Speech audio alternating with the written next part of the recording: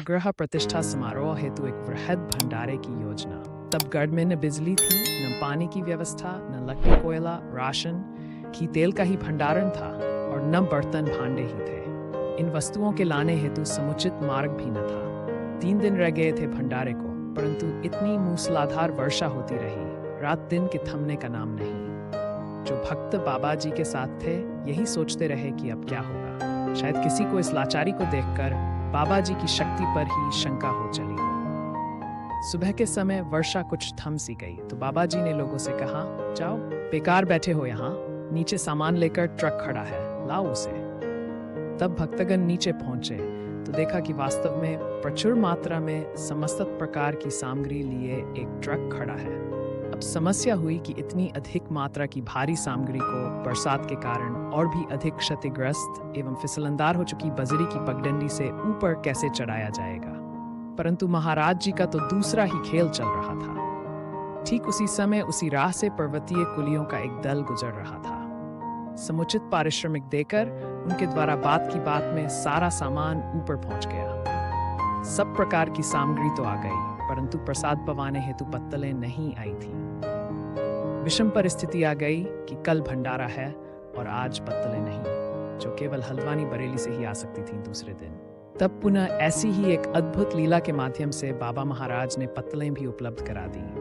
गढ़ के ठीक नीचे उसी समय सड़क पर जाते एक पत्तलों के व्यापारी से बाबा जी द्वारा संपन्न विचित्र सृजनात्मक लीलाएं ही थीं। दोनों डोटियालों एवं पत्तलों के व्यापारी की ऐन वक्त पर गढ़ के नीचे उपस्थिति घटनाक्रम में उपजी उक्त विकट समस्याओं का इतनी सहजता से समयबद्ध निराकरण। और तभी पुनः भीषण रूप की वर्षा आरंभ हो गई, पुनः ठप पड़ गया। तब बाबा जी अपनी कुटी से निकले। सब काम द्वार पर खड़े हो काली भूरी जल भरी घटाओं से भरे आकाश की ओर देखते हुए अपने एक भक्त से बोले, पूरन बड़ी उग्र है, बड़ी उग्र है। संभवतः इशारा पास की श्मशान भूमि से लगे मंदिर की शीतला देवी की ओर था। और ऊपर देखे देखे दोनों हाथों से अपने विशाल वक्ष से कंबल हटाते कुछ गर्जन के साथ बोले, पवन तनय बल पवन समाना। और देखते देखते तेज हवाएं बादलों को उड़ा ले गई। वर्षा थम गई, आसमान साफ हो गया। नीचे से कनस्टरों में पर्याप्त जल भी इकट्ठा कर लिया गया। तदुपरांत भंडारे हेतु प्रसाद बनना प्रारंभ हो गया।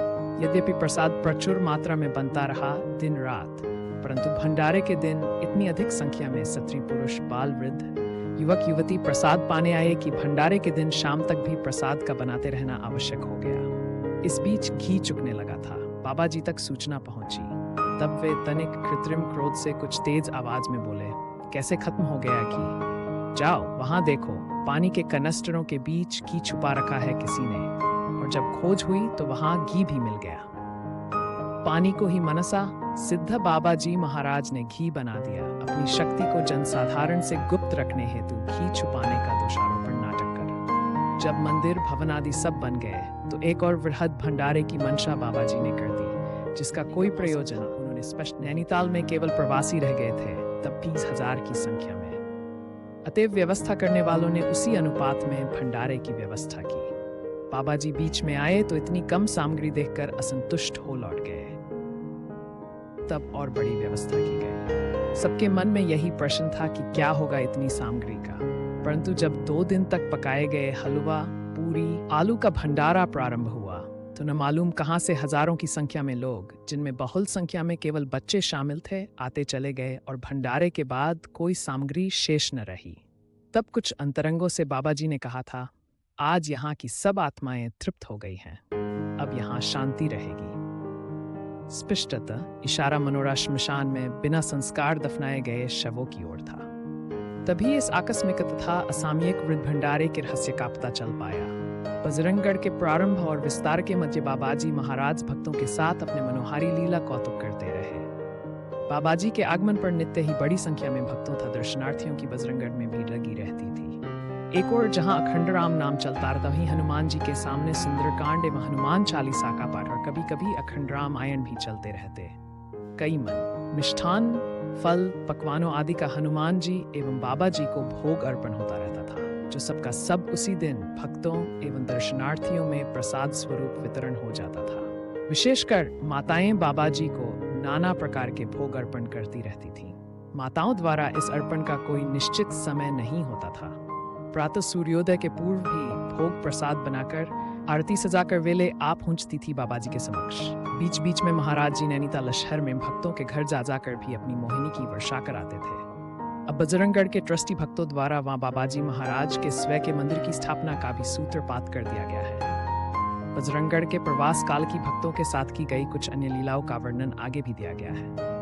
बजरंगगढ़ की पूर्ण रूपेण व्यवस्था संपन्न कर बाबाजी ने उसे एक ट्रस्ट के हवाले कर दिया और फिर बजरंगगढ़ आना भी कम कर दिया। लीला क्षेत्र बदलने जो थे, पूर्व में भी जब नैनीताल आते तो गेठिया भवाली, खाटगोदाम, अल्मोड़ा, रानीखेत मार्ग के बीच भूमि आधार नामक गांव में भी आते रहते थे। बाबाजी महाराज इस क्षेत्र में भी वही नैनीताल के सदृश लीलाएं करते रहते थे। वही भंडारे, घर घर डोलना, कीर्तन, भजन पाठ आदि के मध्य कृपा लीलाओं की धूम मच जाती। अब तो उन्होंने भूमि आधार में ही अड्डा सा बना लिया। नैनीताल, कानपुर, लखनऊ, अलीगढ़, इलाहाबाद, हल्द्वानी, किच्छा, बरेली, दिल्ली आदि के भी भक्त समाचार मिलते ही भूमि आधार पहुंच इन लीलाओं के पात्र बन जाते। अधिकतर रातें सड़कों पर, नालों में, गधेरों, पहाड़ी नालों के ऊपर बने पुलों के नीचे बीत जाती इन्हें गिने भक्तों के साथ। तब एक भक्त श्री पदम सिंह ने महाराज जी के निवास के लिए अपने दुकान नुमा भवन को अर्पण कर दिया, मोटर रोड के किनारे ही। आसपास के हरिजनों द्वारा भी उसके पार्श्व से लगी अपनी अपनी भूमि के कुछ कुछ टुकड़े दे देने पर शीघ्र ही भक्तों द्वारा वहां एक हनुमान मंदिर की स्थापना के साथ महाराज जी की कुटी, पुजारी का आवास गृह तथा भंडार गृह एवं भक्तों के निवास हेतु कमरे द्वारा था शब्द का प्रयोग सुनकर श्री सिद्धि माँ का माथा ठनका और रानीखेत पहुंचकर थोड़ी बाद उनकी शंका की पुष्टि भी हो गई। टेलीफोन द्वारा सूचना मिली कि जब ये लोग मार्ग में ही थे, नैनीताल में श्यामलाल जी की हार्ट फेल हो जाने से मृत्यु हो गई। सर्वदृष्टा बाबाजी ने देख लिया था रानीखेत में रहकर ये पुनः नैनीताल को लौट चले। सब कुछ देर परंतु कैंची ग्राम पहुंचने पर महाराज जी गाड़ी से उतर गए और पैरापेट पर जा बैठे। तिवारी जी को बुलवाया गया। कुछ देर वार्तालाप के बाद 20 वर्ष पूर्व महाराज जी के दर्शन की और उनके वचनों की 20 साल बाद तिवारी जी को स्मृति हो आई। तभी तिवारी जी से जानकर भी अनजान बने बाबा जी ने खोद कर स्थान के बारे में पूछताछ प्रारंभ कर दी। नदी पार एक गुफा में उत्तराखंड के प्रसिद्ध सिद्ध श्री सोमवारी बाबा रहा करते थे, धूनी जमाए, और पास में बने हवन कुंड में हवन भी होता था। बाद में वहां प्रेमी बाबा भी रहे, आदि आदि। तब महाराज जी ने वह स्थान व गुफा देखनी चाहिए। श्री सिद्धि माँ के साथ बाबा जी नदी पार जंगल में गए, वहां शिला आसन पर बैठे और वर्तमान कैंचीधाम को अपनी चरणरज से विभूषित किया। तदुपरांत गुफा देखी, हवन कुंड देखा और धूनी एवं हवन कुंड की भस्मी का निरीक्षण किया। दूसरे दिन बाबा जी की आच्छा से घास एवं कुछ जंगली पेड़ों को हटाकर इस धूनी को चबूतरे से ढक दिया जाने लगा। जंगलात के हलकारों ने आपत्ति की। बाबा जी ने अपने भक्त, तत्कालीन कंजर्वेटर तथा चीफ से संपर्क स्थापित कर शीघ्र ही लीज में कैंची जंगल की वह भूमि जो आज मंदिरों एवं आश्रम से आच्छादित है, अधिग्रहित करवा ली और इसके साथ ही कैंची धाम की स्थापना का भी श्री गणेश हो गया।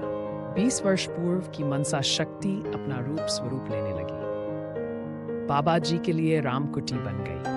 उपरांत उक्त चबूतरे के ऊपर गुफा का कुछ भाग लिए हनुमान जी का मंदिर बन गया, जिससे सटकर श्री लक्ष्मी नारायण मंदिर, शिव मंदिर और कीर्तन भवन, जिसके एक भाग में बाद में बाबा जी ने श्री वैष्णवी देवी के मंदिर की स्थापना की व्यवस्था कर दी थी। देखते देखते खड़े हो गए। साथ में कुछ आवासीय कुटियां भी बन गईं। बीहड़ जंगल एवं बड़ी बड़ी चट्टानें हटाकर भूमि को समतल कर दक्षिण की ओर कुछ ऊंचाई में अद्वैत आश्रम भी बन गया। विभिन्न कुटियों के नाम क्रमशः राधा कुटी, कृष्ण कुटी, विष्णु कुटी, कृष्ण बलराम कुटी, गोविंद कुटी आदि रखे गए। हनुमान जी के मंदिर के पीछे गुफा में अब भी हवन कुंड पूर्ण रूपेण सुरक्षित है। अब बाबाजी महाराज अधिकतर भूमियाधार और खैंची धाम में ही उत्तराखंड में प्रवास के मध्य रहने लगे थे। भक्तों, भंडारों, भजनों, कीर्तनों की दिनों दिन वृद्धि होने से दोनों स्थानों में धूम मच गई। कैंची धाम के प्रतिष्ठापन का दिन महाराज जी ने प्रारंभ से ही 5 जून नियत कर दिया था, जब वहां हनुमान जी की तथा अन्य मंदिरों में प्रतिष्ठित मूर्तियों की प्राण प्रतिष्ठा संपन्न हुई थी। और यह 5 जून सदा के लिए कैंची धाम में शुद्ध घी में बने मालपुओं के भंडारे के लिए प्रसिद्ध हो गया। मूर्तियों की प्राण प्रतिष्ठा संपन्न हुई थी और ये खैर जून सदा के लिए कैंची धाम में शुद्ध घी में बने मालपुओं के भंडारे के लिए प्रसिद्ध हो गया, जिसमें हजारों की संख्या में दर्शनार्थी, श्रद्धालु एवं दूर दूर से आए भक्त गण ठक कर प्रसाद पाते हैं। ये मंदिर और बांध कर घर भूमि आधार की हरिजन बहुल जनता का अपने प्रति उनके निर्मल प्रेम के प्रतिदान स्वरूप ही बनवाया। अब महाराज जी ने जब तब आकर भूमि आधार में निवास करना प्रारंभ कर दिया और यहीं से इधर उधर हल्द्वानी, बरेली, लखनऊ, कानपुर, अलीगढ़, आगरा, इलाहाबाद, दिल्ली आदि आना जाना प्रारंभ कर दिया। अब आया कैंची धाम के मंदिर आश्रम की स्थापना का योग। लगता है कि युग युगांतरों के परम पुरुष त्रिकालदर्शी बाबा जी का पूर्व का ही संकल्प था कि उत्तराखंड के तथा आसपास के क्षेत्रों में बसे उनके पूर्वकालिक भक्तों आश्रितों को उनके अपने प्रति प्रेमा भक्ति के प्रतिदान स्वरूप एक अपूर्व भेंट देनी है, जिसके लिए उन्होंने पूर्व में ही कैंची धाम की स्थापना का मन बना लिया था। यद्यपि अपना प्रभाव अंचल तो बाबा जी ने अपने इन जन्म जन्मांतरों के भक्तों आश्रितों के ऊपर बाद में चौथे पांचवें दशक में ही फहराया था, परंतु इस भेंट की भूमिका धाम की स्थापना के 20 वर्ष पूर्व ही वे संपन्न कर चुके थे। हुआ यूं कि कैंची ग्राम निवासी श्री पूर्णानंद तिवारी अब दिवंगत पीछे छूट गए कुछ मुकदमे के कागजातों को लाने के लिए नैनीताल कचहरी से सवारी के अभाव में पुनः पैदल ही कैंची ग्राम लौट रहे थे। संध्या होने को आ गई थी, फिर भी मन में सवारी पा जाने की आशा लिए वे हल्द्वानी अल्मोड़ा रोड स्थित गेठिया नामक बस स्टेशन को पैदल उतर आए, परंतु अंधेरा होने को आ गया पर कोई सवारी न मिल पाई। हताश हो वे पैदल ही कैंची ग्राम लगभग 50 किलोमीटर की ओर चल दिए, किंतु मार्ग में खुफिया डांट नामक भूत से वे डरते रहे और जब उस स्थान के करीब पहुंचे तो देखा कि पैरापेट पर कंबल लपेटे एक स्थूलकाय शरीर विद्यमान है। देखकर वे बेहद डर गए कि भूत का सामना हो ही गया, पर उस व्यक्ति ने जब इनका नाम लेकर उनके इस तरह पैदल जाने का भी प्रयोजन बता दिया तो ये कुछ आश्वस्त तो हुए, पर मन में शंका बनी रही। फिर भी उन्होंने उस साध से लगने वाले व्यक्ति के चरण सार्थ किए। केवल स्थान के दिया तो ये कुछ आश्वस्त तो हुए, पर मन में शंका बनी रही। फिर भी उन्होंने उस साधु से लगने वाले व्यक्ति के चरण स्पर्श किए, केवल औपचारिकतावश। साधु महाराज ने तब कहा, जा डर मत, आगे ट्रक मिल जाएगा तुझे। तिवारी जी ने उसी सशंकित भाव से पुनौपचारिकतावश पूछा, महाराज अब फिर दर्शन कब होंगे? भारत में विशेषकर पहाड़ों में साधु जोगियों को वैसे ही महाराज शब्द से संबोधित किया जाता है। तिवारी जी का प्रश्न सुनते ही तपाक से उत्तर मिला, 20 साल बाद अब जा। इस उत्तर से और भी अधिक सशंकित हुए तिवारी जी राम राम जपते आगे बढ़ गए, परंतु साधु महाराज की वाणी के अनुसार उन्हें कुछ ही दूर पहुंचने पर ट्रक भी मिल गया उन्हें कैंची तक पहुंचाने को। फिर भी उनके लिए यह घटना शीघ्र ही आई गई हो गई, परंतु ठीक 20 साल बाद तिवारी जी को उन्हीं के गांव कैंची में ही महाराज जी ने अपने वचनानुसार पुनः दर्शन दे दिए। कैसे? महाराज जी श्री सिद्धि माँ तथा उनके पति अपस्वर्गीय श्री तुलाराम साह जी के साथ अपने एक भक्त श्री कुंदन लाल साह को, जो उस समय गंभीर रूप से बीमार थे, दर्शन देने श्री प्रेमलाल माथुर की कार में रानी की सबसे अलौकिक घटना प्रत्यक्ष दर्शियों के अनुसार ये थी कि बाबा जी महाराज ने एक छोटी बाल्टी भर दूध हनुमान जी को स्वयं अपने हाथों से पिला दिया। उपस्थित भक्त श्री किशन चंद्र तिवारी केवल यही देख पाए कि बाल्टी का दूध थोड़ी देर में शेष हो गया। केवल एक पतली सी दूध की धार फर्श पर थी और कुछ दूध हनुमान जी के होंठों पर लगा था।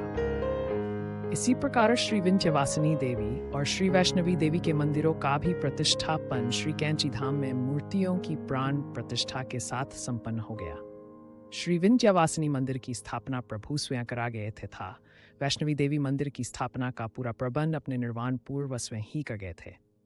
इस कैंची धाम के मंदिरों आश्रमों की सेवा के संदर्भ में बाबा जी श्री सिद्धि माँ से कह गए थे कि अम्मा तू देखना, मंदिर और आश्रम की सेवा और ही करेंगे। और अब हो भी ऐसा ही रहा है कि कैंची धाम की महिमा इतनी वृहद विख्यात हो चली है कि कुछ पुराने अन्य सेवक भक्तों को छोड़ मंदिर आश्रम की सेवा हेतु हर वर्ष और ही नए नए उत्साही भक्तों की उत्तरोत्तर वृद्धि होती जा रही है, जो तन मन तथा धन से धाम की सेवा में रत हैं।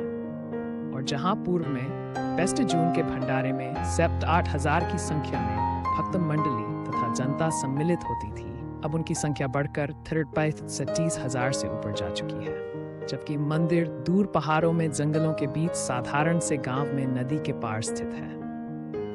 बाबा जी खे भी तो गए थे देखना। एक दिन ऐसा आएगा कि हजारों की संख्या में लोग कैंची धाम का प्रसाद पाने आएंगे। अब तक पाश्चात्य देशों के सैकड़ों भक्त एवं दर्शनार्थी भी धाम दर्शन को आ चुके हैं, आते रहते हैं। आगंतुकों एवं विभिन्न आश्रमों से आए दर्शनार्थियों से यही सुनने को मिलता है कि धाम के प्रवेश द्वार से आगे बढ़ने पर ही परम शांति प्राप्त हो जाती है। इस भंडारे की बढ़ती समस्या थी प्रसाद पवाने हेतु उचित एवं बड़े क्षेत्र की उपलब्धता की निरंतर बढ़ती। प्रसाद पाने हेतु आती जनता को देखते हुए धूप एवं यदा कदा होती वर्षा के कारण यह संभव श्री मां महाराज के प्रति समर्पित श्री अर्जुन दास जी एवं विनोद जोशी की सूझबूझ के अंतर्गत धर्मशाला की छत पर एक स्थायी रूप की टीनों की छत डाल दी गई, लोहा, ईंट, सीमेंट द्वारा पक्के स्तंभों के ऊपर। तब चारों ओर से खुले पर ऊपर से धूप, वर्षा एवं पक्षियों से सुरक्षित इस कई वर्ग मीटर क्षेत्र ने, जिसमें एक बार में 58 वर्ग से ऊपर की संख्या में जनता भोग प्रसाद पा लेती है, एक गंभीर समस्या का अत्यंत सरल रूप से निराकरण कर बाबा महाराज की दया। इसके साथ ही जनता की निकासी हेतु एक अस्थायी पुल भी बनाया जाता है हर वर्ष। कैंची धाम के मंदिरों के निर्माण के साथ कैंची ग्राम से 10 किस्मी दूर स्थित काकड़ी घाट नाम में ही महाराज जी ने भक्तों द्वारा हनुमान मंदिर की स्थापना करवा दी। यह स्थान पूर्व में श्री सोमवारी महाराज का लीला क्षेत्र रहा है। उनके समय की धूनी एवं शंकर जी का छोटा सा मंदिर अभी सुरक्षित है, जिसका जीर्णोद्धार भी श्री सिद्धि मां ने करवा दिया है। यहाँ मंदिर बनवाकर बाबाजी महाराज ने सोमवारी बाबा की स्मृति को भी उनके भक्तों में पुनः जागृत कर दिया। इसी काकड़ी घाट में हनुमान मंदिर से कुछ दूरी पर स्थित शिव मंदिर में स्वामी विवेकानंद को प्रथम बार भाव समाधि लग जाने से एक नई आध्यात्मिक अनुभूति प्राप्त हुई थी। इस मंदिर में हनुमान मूर्ति के प्रतिष्ठापन से पूर्व महाराज जी ने एक विचित्र लीला चढ़ा ली। पूर्व में यहाँ नदी पार मंदिर को जाने के लिए एक अत्यंत संकरा पुल था। पुल के उस पार से मंदिर तक जाने के लिए एक कच्ची तंग पगडंडी थी जो अक्सर टूट जाती थी। हनुमान जी की मूर्ति 13 फुट ऊंची भारी संगमरमर की है। जब इस मूर्ति को नदी मार्ग से उस पार ले जाया आ रहा था प्रतिष्ठापन हेतु तो मालूम कहाँ से अनगिनत संख्या में बंदर आकर पुल पर पेड़ों पर नदी के इस पार और उस पार एकत्र हो गए और अत्यंत जोश खरोश के साथ छीन छीन कर शोर मचाते रहे। बड़ी देर तक मानो वानरी सेना अपने नायक का स्वागत कर रही हो। इतनी संख्या में ठीक उसी समय बंदरों का वहां इकट्ठे होकर ये आचरण अप्रत्याशित होने के साथ साथ बाबाजी महाराज की सृजनात्मकता का एक अभूतपूर्व कौतुक था। जबकि उस स्थान में इतनी संख्या में बंदर न तो कभी रहे और न अब दिखते हैं। समुचित मार्ग न होने के कारण 8 फुट ऊंची संगमरमर की भारी मूर्ति भी स्वतः हल्की हो गई, फिसलनदार पत्थरों से भरे नदी मार्ग से पार उतरने को। इसी बीच महाराज जी के उत्तराखंड के विभिन्न स्थानों में भ्रमण के मध्य उनके आदेशानुसार पिथौरागढ़ में भी भक्तों के द्वारा एक रमणीक टीले पर हनुमान जी की भव्य मूर्ति के साथ एक मंदिर भी बना दिया गया, जिसके निर्माण एवं प्रतिष्ठापन में स्व हीरालाल शाह हब्बा जी एवं उनके पुत्र श्री बसंत लाल शाह जी का अथक सहयोग रहा। महाराज जी की प्रेरणा से उनकी निर्वाण प्राप्ति के बाद भी भक्तों ने, जिसमें तत्कालीन परगनाधिकारी श्री महेश्वर लाल की प्रमुख भूमिका रही, इंडो तिब्बतन बॉर्डर के पास धारचूला एवं उससे भी आगे मानसरोवर जाने के मार्ग पर स्थित अंतिम भारतीय चौकी जिप्ती में भी हनुमान जी को स्थापित कर हमारे देश की उत्तरी सीमा को अहिमिस सुरक्षा संबल दे दिया। धारचूला मंदिर नेपाल को अलग करती काली नदी के इस पार स्थित है। भारत की ओर के भी तथा नेपाल की ओर के भी इलाके अत्यंत पिछड़े एवं गरीब तथा एक प्रकार से भक्ति भाव के वहां विराज जाने के बाद न केवल भारतीय वरन उस पार की नेपाली जनता भी भक्ति मार्गी बन उठी। साथ में दोनों ही देशों की धारचूला एवं दरचूला की जनता में आपसी प्रेम एवं समृद्धि का प्रवेश हो गया। जिप्ती में जहां एक मुसलमान सैनिक द्वारा मंदिर की नींव डाली गई, वहीं एक ईसाई सैनिक ने मंदिर का निर्माण किया। सभी धर्मनी के अनुयायी तुम्हें मनावे शीश चुकाई वाले बाबा जी का ही एक और कौतुक था। ये भी उतनी खड़ी चढ़ाई में उतनी ऊंची जिप्ती चोटी तक हनुमान जी सैनिकों के कंधों पर सवार होकर पहुंच ही गए। इसी प्रकार गर्जिला क्षेत्र के कोटमनिया नामक एक गांव में भी भक्तों द्वारा हनुमान मंदिर महाप्रभु की प्रेरणा से स्थापित हो गया, जिसके निर्माण में एक अध्यापक श्री सुरेश चंद्र जोशी की प्रमुख भूमिका रही। मंदिर में जब प्लास्टरिंग हो चुकी थी, टी कार्ट्स भाग से भी अधिक तो खटाएं गिर आईं तथा बूंदें पड़नी प्रारंभ हो गई। स्पष्ट था कि कच्चा प्लास्टर बह जाता और गरीब जनता द्वारा चंदा कर ये निर्माण कार्य नष्ट हो जाता। तब सभी ने हताश होकर महाराज जी से रक्षा हेतु प्रार्थना की और तभी उस क्षेत्र में वर्षा बंद हो गई, जबकि आसपास खूब मेह बरसता रहा।